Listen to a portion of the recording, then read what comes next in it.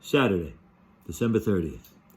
Well, back then, 1963, New Year's Eve, Tessie was hoping that relatives, Kylie's, Serena's, were going to make it up for her New Year's Eve party at the house. Except it was snowing, and the snow was really coming in hard. So Ricky Cramshaw and I were on First Street sledding down the street. Even by noon, it was good enough for sledding. The only people that showed up so far were Muffin's friends from the city, 3 of them. One of them was Dennis Shea, Muffin's boyfriend. That's how I first met him. Well, we were sledding down the hill, Ricky and I. It was getting dark. It was like around 6 o'clock, and we got to the thruway fence. It's a dead-end street, and that's where the fence is. We were looking out at the cars on the thruway. They were kind of ghostly. You know, the car lights coming through the snow, very slow, single lane. It was a snowstorm. No one was going to come to our party. And we were watching, and Walt and Muffin and her friends came out, and they were looking through the fence watching. And I think it was Dennis Shea who said, "Do you think it'll keep up?" And Walt said, "Well, if it keeps up, it won't come down." And then they all laughed. I had no idea what they were laughing at. So they went inside, and Ricky and I went up to the top of the hill, and we saw car lights coming along Mountain Avenue toward us. Kylie's?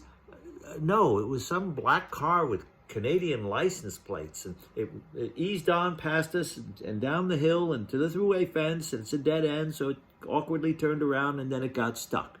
Ricky and I slid down to it. The window cranked down. The man looked out, and he started to dump a whole lot of foreign words at me.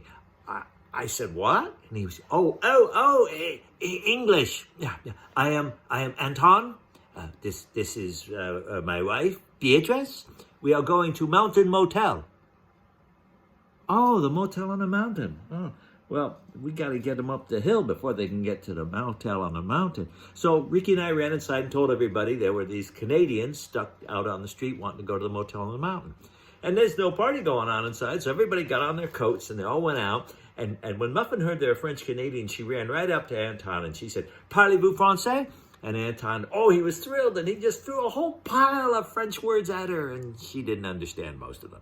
But what she did get out of it was that they were just newly married up in Montreal, and they drove down for the honeymoon at Motel on the Mountain. A honeymoon? Well, to each his own. So we couldn't get the car up the hill. Tessie was wondering if we should just invite them to the party. But what we did was we opened up the trunk. This was Walt's idea. And a bunch of us sat inside the open trunk. It was Tessie and my sister Terry and Muffin and me and Ricky.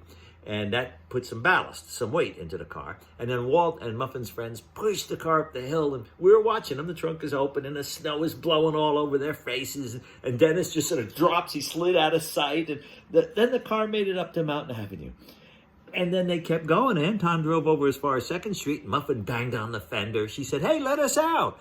So we got out. Muffin gave them directions, and it was fun. We wished them a happy honeymoon, and they drove off. And we walked back. Everybody went back to the house except for Ricky and I. We dragged our sleds back up to go down the hill again. And then along Mountain Avenue, car lights were coming through the snow.